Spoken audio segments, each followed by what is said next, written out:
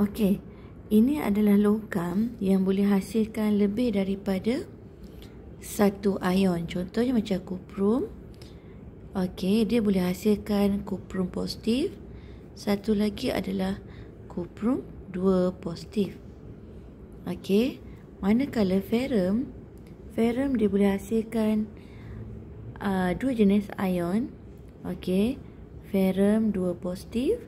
Satu lagi adalah ferrum 3 positif. Dari segi penamaan, macam mana kita nak bezakan kita guna ferrum 2 positif ataupun ferrum 3 positif? Okey, contohnya cikgu bagi kuprum 1 oksida. Okey, yang kedua kuprum 2 oksida. Jadi nak membezakan yang mana satu, kalau kuprum 1 oksida, nampak tak satu? Okey, so kalau satu maksudnya adalah ion kuprum positif. Kalau kuprum 2, okey, jadi maksudnya ion kuprum 2 positif. Sama juga bagi ferrum. Okey, ada dua jenis ion.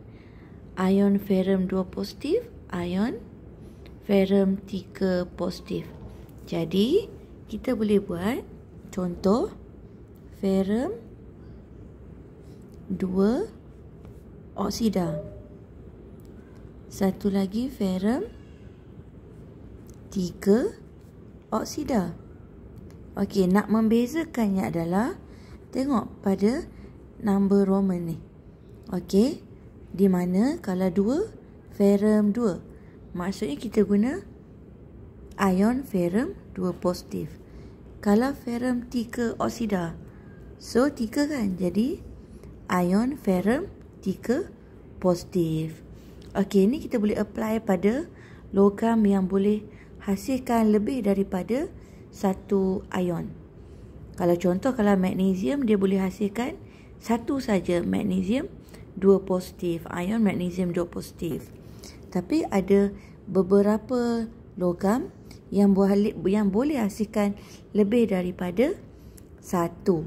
Contoh macam plumbum.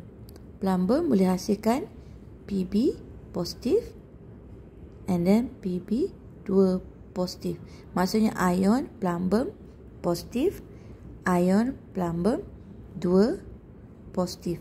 Jadi kita boleh contohnya dari segi penamaan nak bezakan. Kalau cikgu guna oksida juga, so dia jadi plumbum 1 oksida, plumbum 2 oksida. Okey, bagi logam yang boleh hasilkan lebih daripada satu jenis ion, selalunya adalah unsur peralihan.